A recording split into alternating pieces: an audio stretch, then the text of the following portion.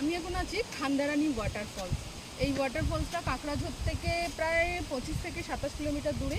ঠিক আছে, কেউ যদি নিরিবিলি পছন্দ করো মানে বলবো ডেফিনেটলি এখানে আসতে। ঠিক আছে, ডেফিনেটলি এখানে আসতে। আর দেখো খালি মানে প্রকৃতির যে কত সৌন্দর্যটা দেখো, মানে অসাধারণ। আর এই কদিন বৃষ্টি হচ্ছিল বলে মানে আমি এই জায়গাটা চুজ করেছি, বাট বৃষ্টিটা থেমে গেছে, কপালটা খারাপ, 3 দিন বৃষ্টি হচ্ছে না।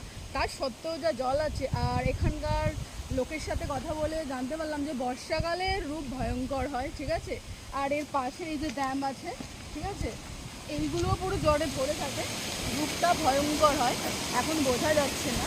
আর শীতকালে এলে তো একটা ওয়েদারটা তো মারাত্মক লেভেলের থাকে। আর এটা কলকাতা থেকে ওই 320-30 কিলোমিটার দূর হবে।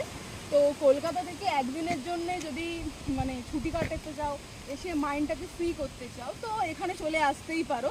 মানে খুব সুন্দর, কলকাতার কাছে খুব সুন্দর একটা জায়গা। ঠিক আছে।